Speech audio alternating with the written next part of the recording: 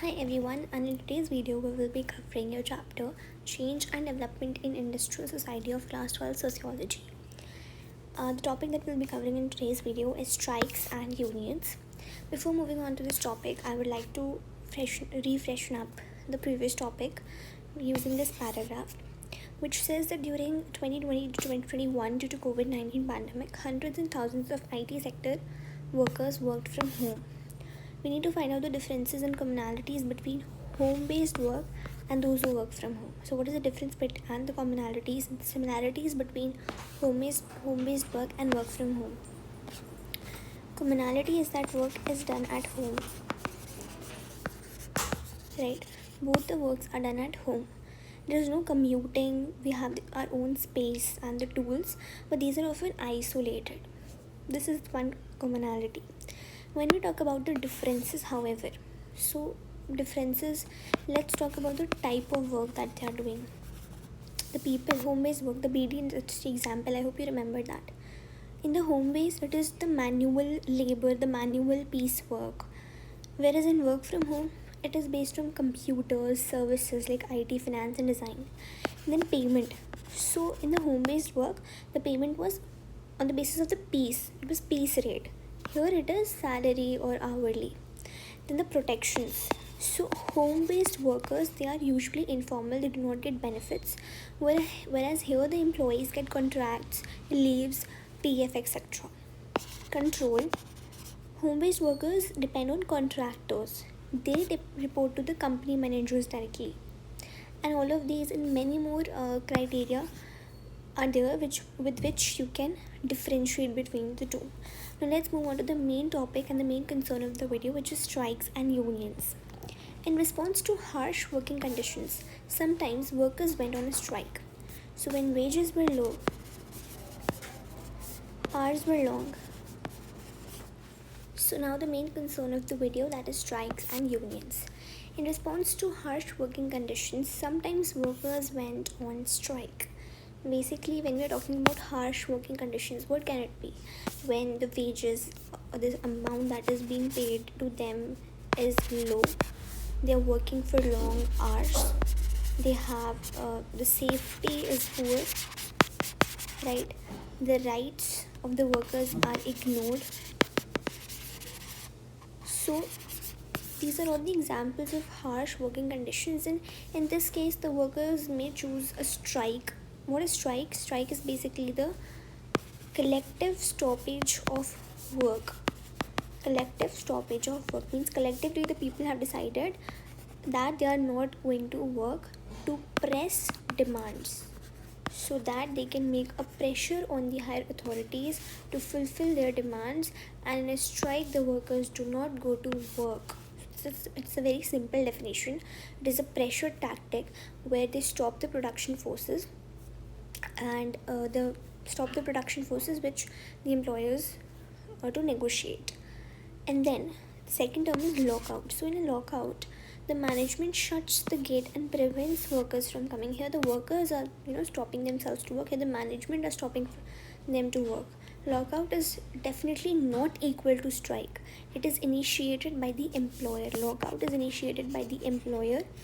Strike is initiated by the employee. And why?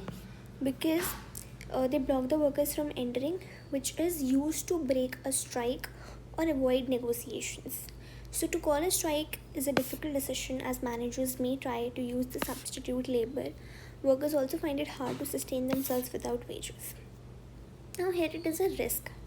If the workers, they've decided that they will not be going to work, so the employers have an option of substitute labor, and this substitute labor is a sort of a risk to the workers. So basically the employers, they can bring in replacement workers. These substitute labors are what? These are replacement for these workers, and they're also known as strike breakers because they help to keep up the production running and reducing the strike's impact. Okay, and also another risk is that during the strike they're not getting paid, which gives them the financial stress. So strike funds from unions may help, but hardships are common. Let us look at one famous strike, and the example is of the Bombay Textile Strike of 1982, which was led by the trade union leader Dr. Datta Samant, and it affected nearly 250,000 workers and their families. Basically, there was a huge strike in Mumbai's cotton mills, and the leader was Dr. Datta Samant. The scale was 250,000 workers plus, and the dependents, which are the families. This strike lasted for nearly 2 years, which shows us that it was extremely long and how deep the conflict was. The workers basically wanted better wages, and they also wanted the right to form their own union. There were two core demands: the pay hike to increase their wages, and union recognition or independence, which is not controlled by mill owners. Slowly, after 2 years, people started going back to work because they were desperate. Prolonged income loss forced many to return even without a clear victory, and nearly 1 lakh workers lost their jobs and went back to their villages. They took up casual labor and other moved to smaller towns like Bhiwandi, Malegaon, and Ichal Karanji to work in their power loom sector. So, what was the consequence? Then there was massive job loss, where 1 lakh workers lost their jobs, and some of them migrated to the villages and they took to casual labor. Others they shifted to the smaller towns or to power loom towns, basically the decentralized textile hubs for employment. The mill owners did not invest in machinery and modernization, they avoided upgrading, so the mills became uncompetitive and part of the decline of Mumbai's old textile base. Today, they are trying to sell off the mill land to real estate dealers to build luxury apartments, leading to a battle over who will define the future of Mumbai: the workers who built it or the mill owners and real estate agents. So, basically, after the industry declined, the valuable mill lands they turned into real estate. So, there's a social conflict. Should the city's future serve displaced workers or public use, or it should go to the private developers' profits? So, this was the topic. Let us just try to quickly summarize what all things we have read here. Okay, so this we have seen that in the harsh working conditions, workers were given low wages, their rights were ignored, you had to work for long hours without an extra pay, and there was poor safety. So because of these harsh working conditions, the workers they collectively united and took a collective action.